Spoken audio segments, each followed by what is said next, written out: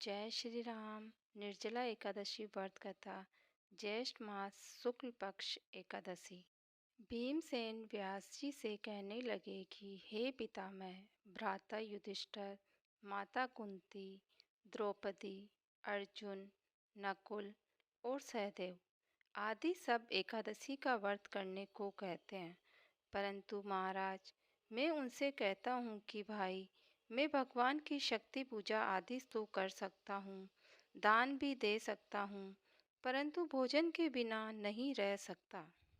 इस पर मुस्कुराते हुए व्यास जी कहने लगे कि हे भीमसेन, यदि तुम नरक को बुरा और स्वर्ग को अच्छा समझते हो तो प्रति मास की 2 एकादशियों को अन्न मत खाया करो। भीम कहने लगे, हे पितामह, मैं तो पहले ही कह चुका हूँ कि मैं भूख सहन नहीं कर सकता। यदि वर्ष भर में कोई एक ही व्रत हो तो वह मैं रख सकता हूँ, क्योंकि मेरे पेट में वृक्क नाम वाली अग्नि है, सो मैं भोजन किए बिना नहीं रह सकता। भोजन करने से वह शांत रहती है, इसीलिए पूरा उपवास तो क्या, एक समय भी बिना भोजन के रहना बहुत ही कठिन है। अतः आप मुझे कोई ऐसा व्रत बताने की कृपा कीजिए जो वर्ष में केवल एक बार ही करना पड़े और मुझे स्वर्ग की प्राप्ति हो। श्री व्यास जी कहने लगे कि हे पुत्र, दोनों पक्षों की एकादशी का व्रत मुक्ति के लिए रखा जाता है। व्यास जी के वचन को सुनकर भीमसेन नरक के नाम जाने के नाम से भयभीत हो गए और डर कर कहने लगे कि हे गुरुदेव, अब मैं क्या करूं? मास में 2 व्रत तो मैं नहीं कर सकता। हाँ, वर्ष में एक व्रत करने का प्रयत्न अवश्य ही करूंगा। अतः वर्ष में एक दिन व्रत करने से यदि मेरी मुक्ति हो जाए तो कोई व्रत बताइए। यह सुनकर व्यास जी कहने लगे कि हे वृषभ और मिथुन की संक्रांति के बीच ज्येष्ठ मास के शुक्ल पक्ष की जो एकादशी आती है, उसका नाम निर्जला एकादशी है। तुम उस एकादशी का व्रत करो। इस एकादशी के व्रत में स्नान और आचमन के सिवा जल वर्जित है। आचमन में 6 मासों से अधिक जल नहीं होना चाहिए, अन्यथा वह मद्यपान के सदृश हो जाता है। इस दिन भोजन नहीं करना चाहिए, क्योंकि भोजन करने से व्रत नष्ट हो जाता है। यदि एकादशी को सूर्योदय से लेकर द्वादशी के सूर्योदय तक जल ग्रहण न करें तो उसे सारी एकादशियों के व्रत का फल प्राप्त होता है। द्वादशी को सूर्योदय से पहले उठकर स्नान आदि करके ब्राह्मणों को दान दक्षिणा देना चाहिए। इसके पश्चात भूखे और सत्पात्र ब्राह्मणों को भोजन कराकर फिर स्वयं भोजन कर लेना चाहिए।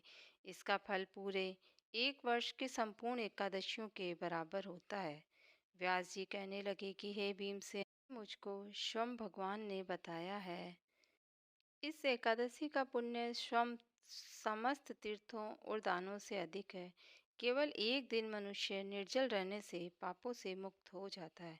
जो मनुष्य निर्जला एकादशी का व्रत करते हैं, उनकी मृत्यु के समय यमदूत आकर उन्हें नहीं घेरते, वरन भगवान के पार्षद उन्हें पुष्पक विमान में बिठाकर स्वर्ग को ले जाते हैं। अतः संसार में सबसे श्रेष्ठ निर्जला एकादशी का व्रत है, इसीलिए यत्न के साथ इस व्रत को करना चाहिए। इस दिन ओम नमो भगवते वासुदेवाय मंत्र का उच्चारण करना चाहिए और यदि यथा हो तो गोदान करना चाहिए। इस प्रकार व्यास जी की आज्ञा अनुसार भीमसेन ने इस व्रत को किया। इसीलिए इस एकादशी को भीमसेनी एकादशी या पांडव एकादशी के नाम से भी जानते हैं। निर्जला व्रत करने से पूर्व भगवान से प्रार्थना करें कि हे भगवान, आज मैंने निर्जला व्रत करने का संकल्प लिया है। आज मैं निर्जल रहकर दूसरे दिन भोजन करूँगा। मैं इस व्रत को श्रद्धापूर्वक, भक्तिपूर्वक करूँगा। अतः आपकी कृपा से मेरे सब पाप नष्ट हो जाएं। इस दिन जल से भरा हुआ एक घड़ा वस्त्र से ढककर स्वर्ण सहित दान करना चाहिए। जो मनुष्य जल का कलश दान करते हैं, उन्हें 100 गुना अधिक फल मिलता है और जो इस दिन यज्ञादि करते हैं, उनका फल का वर्णन तो किया ही नहीं जा सकता। इस एकादशी के व्रत से मनुष्य विष्णु लोक को प्राप्त होते हैं। जो मनुष्य इस दिन अन्न खाते हैं, वे चांडाल के समान हैं। वे अंत में नरक में जाते हैं। जिसने निर्जला एकादशी का व्रत किया है वह चाहे ब्रह्म हत्यारा हो, मद्यपान करने वाला हो, चोरी की हो या गुरु के साथ द्वेष किया हो, मगर इस व्रत के प्रभाव से स्वर्ग में जाता है।